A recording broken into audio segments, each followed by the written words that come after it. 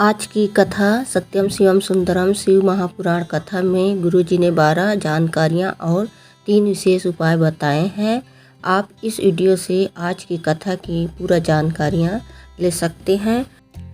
कथा के शुरू होते ही गुरुजी बोले, शरीर को पाने के बाद हमारे शरीर में दुनिया का कष्ट, दुनिया का रोग, दुनिया का बीमारी, परेशानी, दुख हमारे जीवन में जो जो लिखा होगा वो सब आएगा।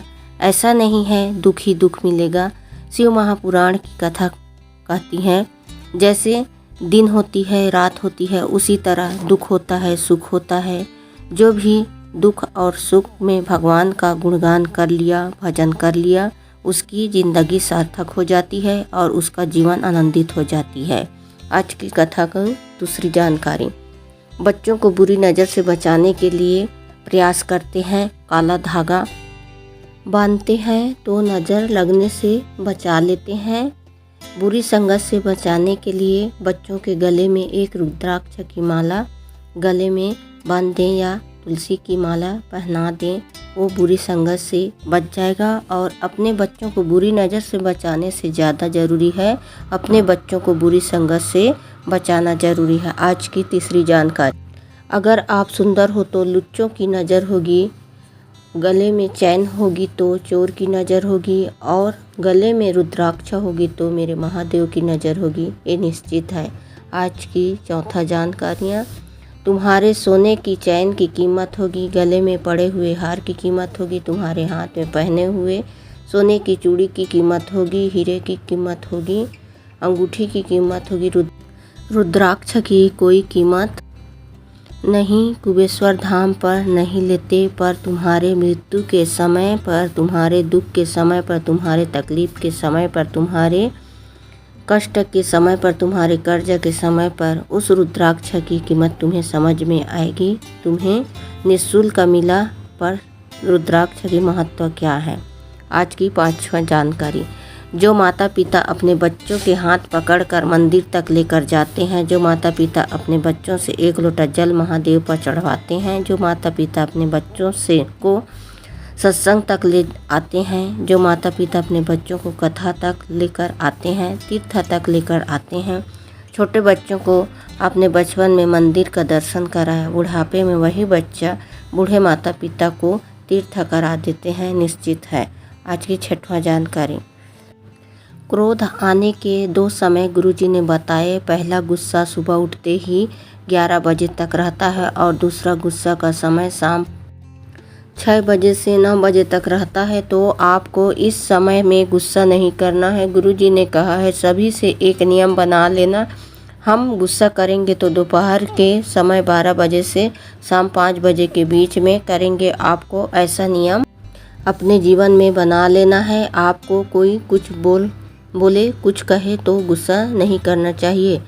7वां जानकारियाँ, बच्चों को मार कर सीधा कर रहे हैं तो कोई मतलब नहीं, बच्चों को मार कर सही मार्ग पर ला रहे हैं तो कोई मतलब नहीं। सास बहू को और बहू सास को अपशब्द बोलकर सही कर रही है तो इसका भी कोई मतलब नहीं।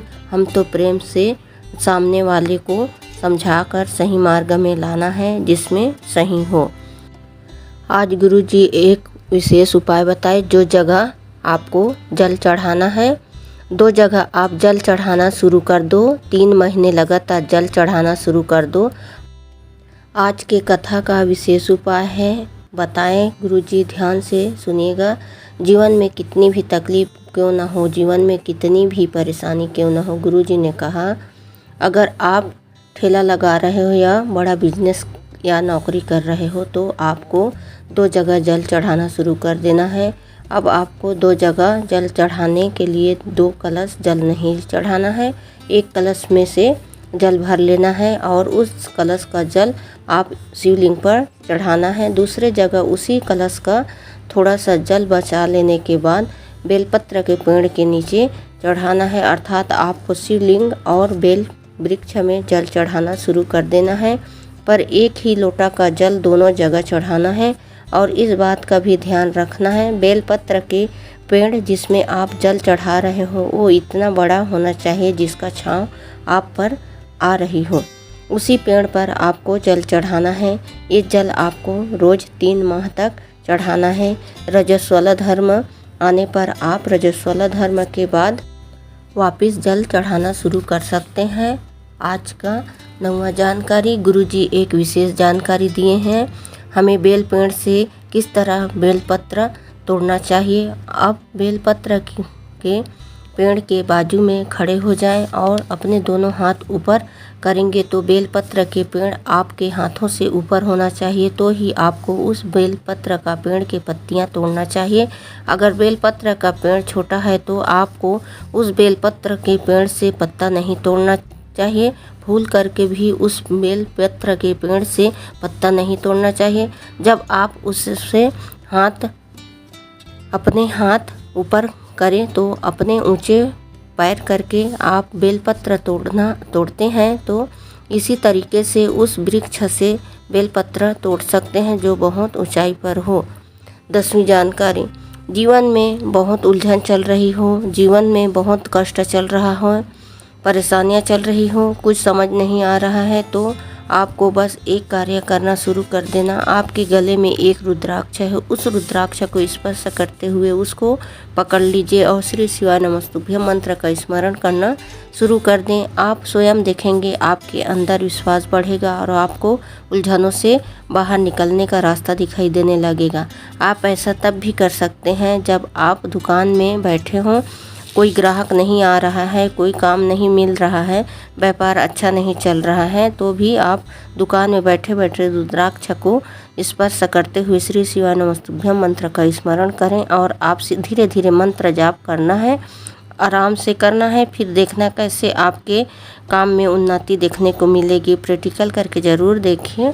11 जानकारी, अगर आपने कोई पार्टी दी है, आपके यहाँ शादी का भोजन है, भंडारा चल रहा है, आपके यहाँ आपको लग रहा है 300 लोगों का भोजन बनाया है पर 400 या 500 लोग आ सकते हैं, आप ऐसा भय है भोजन कम न पड़ जाए, मतलब आपको कोई भी आयोजन कर रहे हैं जिसमें आपको लग रहा है कहीं लोग ना बढ़ जाएं, आपका भोजन कम ना पड़ जाए, तो बस आपको एक कार्य करना है। एक चावल का दाना आपको शिव मंदिर लेकर जाना है और कुबेर भंडारी का नाम लेते हुए शिवलिंग पर अर्पित कर देना है और उस शिवलिंग पर चढ़े हुए चावल को वापस उठाकर लाना है और अपने भोजन जो बनाया है उसमें डाल देना है। बस आपको इतना कर देने से वो भोजन कितना भी लोग हो जाए कभी कम नहीं होगा।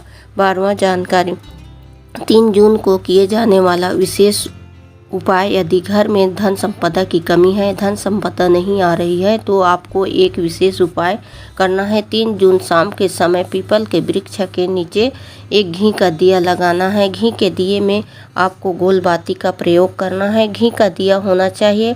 आप दिया लगाते समय पिपलेश्वर महादेव का नाम स्मरण कर सकते हैं या श्री शिवाय नमस्तुभ्यम भी बोल सकते हैं। जो व्यक्ति शनिवार के दिन पीपल वृक्ष के नीचे एक घी का दिया लगाता है उसके यहाँ कभी भी धन संपदा की कमी नहीं होती है। आज का वीडियो आपको अच्छा लगा होगा तो लाइक ज़रूर करिएगा। श्री शिवाय नमस्तुभ्यम। हर हर महादेव।